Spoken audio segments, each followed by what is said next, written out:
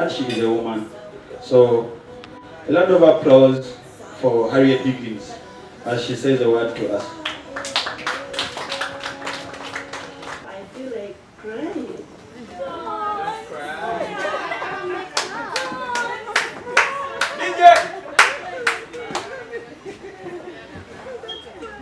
Thanks so much.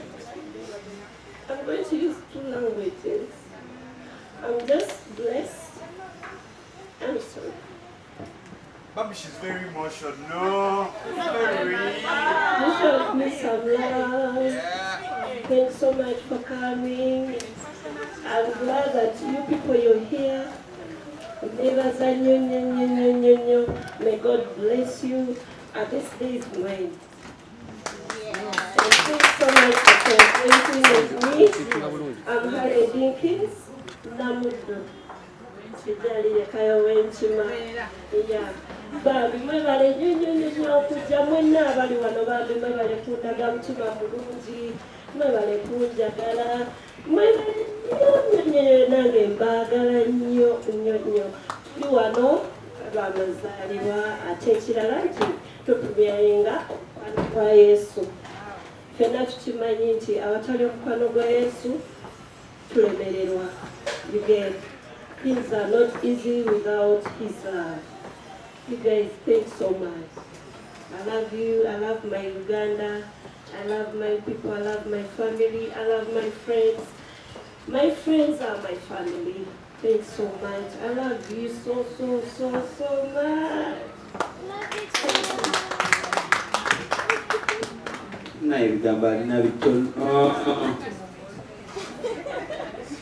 I'm very emotional. Abenchima emikono mubanga.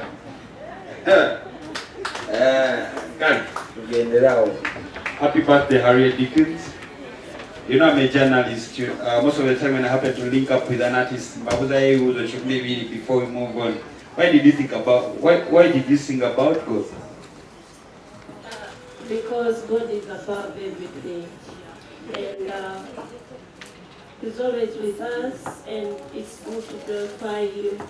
It's good to serve Him.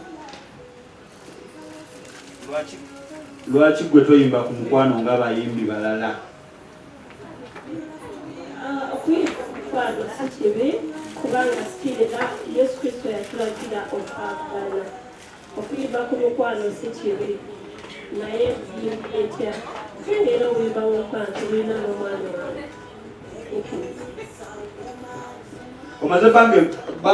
Omaze myaka emeka mu music industry till today? Okuvaayo nengamba nti kati ng'owinze single okugowinga like tebakumanya yes since last year naye music abaddengamu okuva obuto weback mu church. Yes. Challenges kizo faces nga gwe female artists ekigambo female kiri mu quotation and market very bold as a female artist because that you are facing a problem. Yeah. Why is ensonga lwaki oyimba ku woman?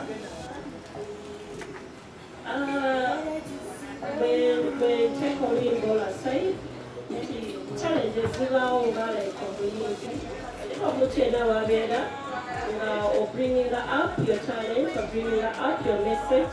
Of course, ojja kusanga challenges wali naye ngaazo omukyala gyetuyitamu kitegeera bingi nnyo naye ku lwa Katonda tuyisaamu.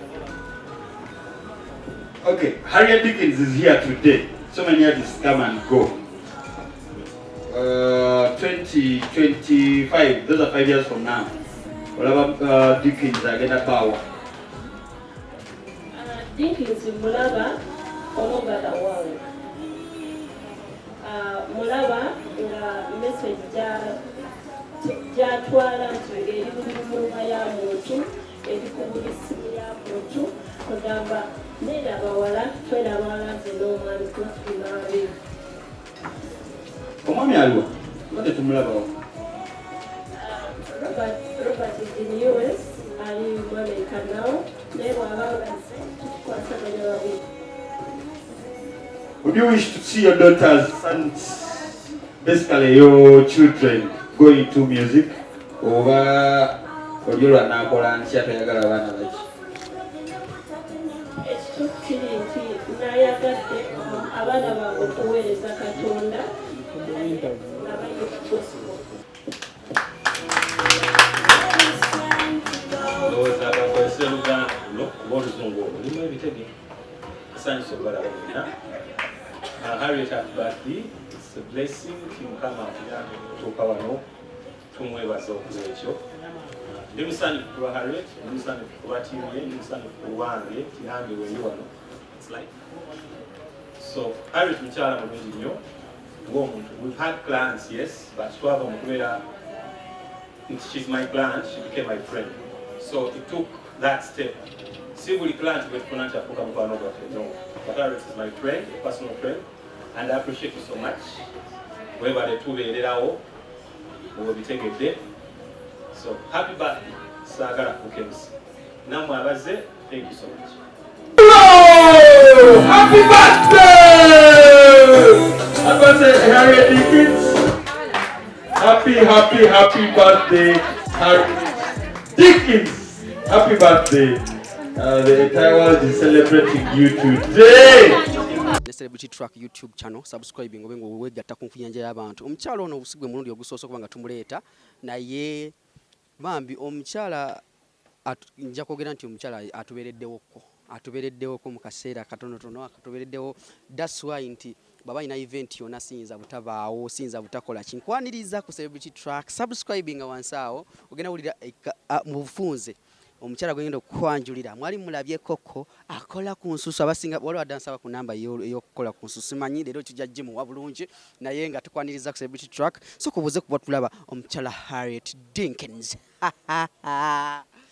Oliotya divorce. Ndi bulungi. Obulamu buli butya? Obulamu bweyagala. Tuli wano mikolo gituuba abantu emikolo gituuba. Seminene. Kulya zikeeki. Amazalibwa amalungi. Amen. Amazalibwa nga Uganda ezaalibwa. Gwe wazaalibwa mu lunaku ky'olukulu mu ggwanga. Omukyala Harriet Dinkins azaalibwa nga ennaku z'omwezi 9 ogw'ekkumi. Owulira otya kubanga ocelebratinga ne Uganda amazaalibwa? Mpulira ndi blessed. Nkula nayo. Omuntu akulaba yandibuuzizza mukyala for the first time yandibuuzizza devotion gwaleese olunaku olwaleero. Who is this lady? Era akola biki? Sooka omweyanjulire. Amanya gange Bitibwa Harriet Dinkins namuddo eryo sirirekayo. Yes. Omukyala wa Nkima. Enkima akabiri wakalala? Onzise. So okola mulimu ki? Mirimo mingi naye onsanga mbyenviri onsanga mbyolususu naturally nga like organic. Olususu luli lunakyo okozesa ki ku lususu? Bibala. Yes. Ovacado, nyanya, almonde. Avocado, carrot, mazigeji, sigo avocado and cucumber.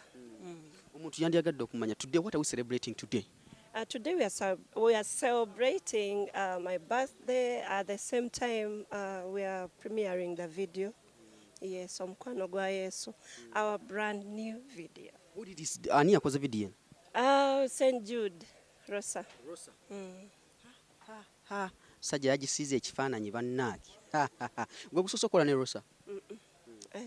Twakolayo ko project gye bayita woman. Yes. Kati eno yakubiri n'endala ziri mu pipeline. Bawuliza the Dinkins family bamanyi nti family eri wamu n'omwami. Omwami aliwa? Omwami ali mu America. Ali ku mirimu. Ali muyimbi? Yes. Bannange ate abato? Abato nabo bayimbirwa kuba tebannaba kuvaayo bulungi. How long have you been in this music industry in Uganda? In Uganda, twatandise twatandika last year. Naye nga nze okuyimba natandika nga nkyali muto. Yes. Kuyimba ki lwasookerako? Like twasookera song. My first song.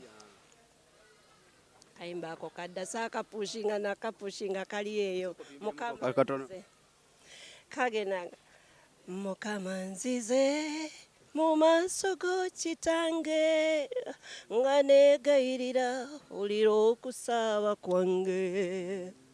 Komyawo.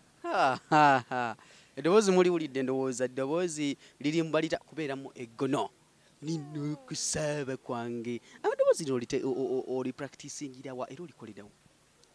Waliwo omwami anyambako bamuyita Ian Kajimbo.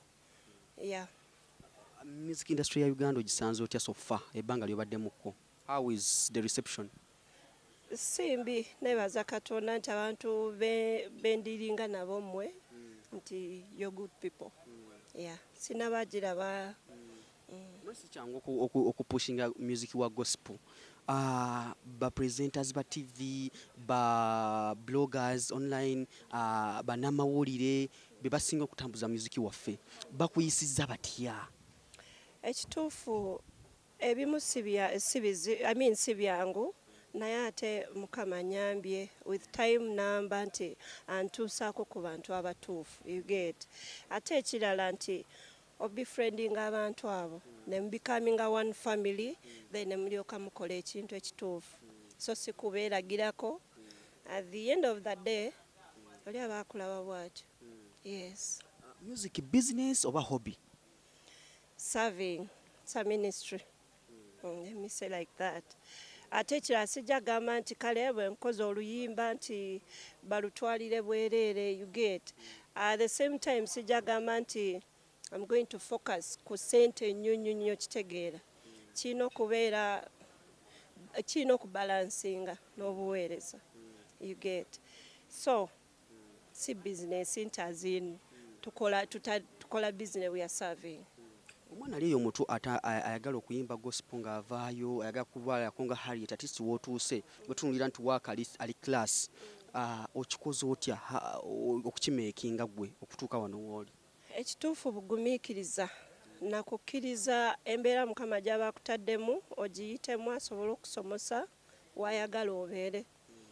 Bw'opika nnyo n'okiteekamu gwagago bangi balemereddwa ne batatuuka. Harriet watuuse yadde sinnaba kugenda nnyo wala, you get.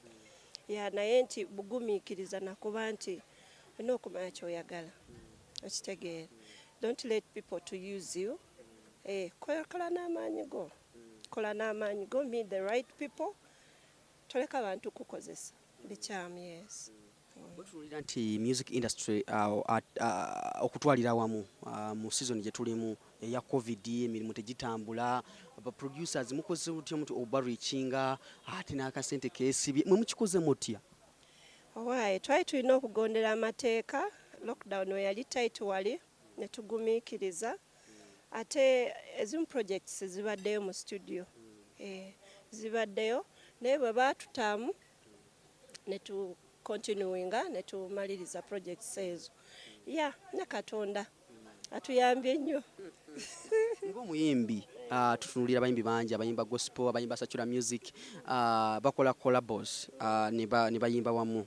Muyimbi ki wano gw'otunulidde gw'ogamba nti at least bwe tunaakola oluyimba at least nze ndaba kiba kijja kukwata?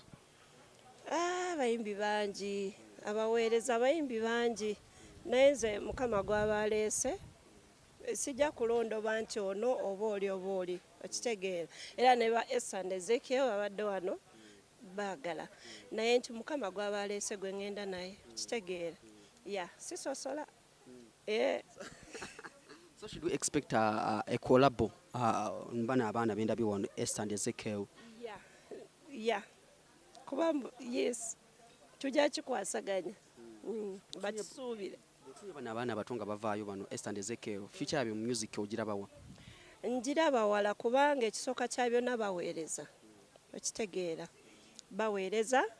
Kakati ekirala nti obanga nti they are talented ate they are disciplined, they were brought up well, ba groominga bulungi, so njiraba wala they are good, they are so talented, just know that. Obubaka obusembaire batulaba ku BBS Telefina celebrity track UG. Abatulaba mwenna tubeebaziza nnyo okubeerako ku TV yaffe BBS. Mwebale nnyo okwagala Obuganda, mwebale nnyo buwagira, ate mwebale nnyo okwagala music owa gospel ne music omulala. Yes. Oyo yabadde Harriet Dinkins, omukyala ayimba gospel. Bane mugende mu YouTube channel okozesa manya ki? The Dinkins family. Music yena gyali. Yes. Facebook. And the Dinkins family still. Instagram. Yes. Wow. Subscribe to her YouTube channel kubanga mufuna music we. Era musubscribinge ku Celebrity Track UG. BBC Refina program sumulula around about. Sawa zibera kumpaka 10 mwezi Congs. Ngatukutusa ko lugambo. Nibwo mu entertainment y'abayimbi ba celebrity babenjawulo. Tovaako.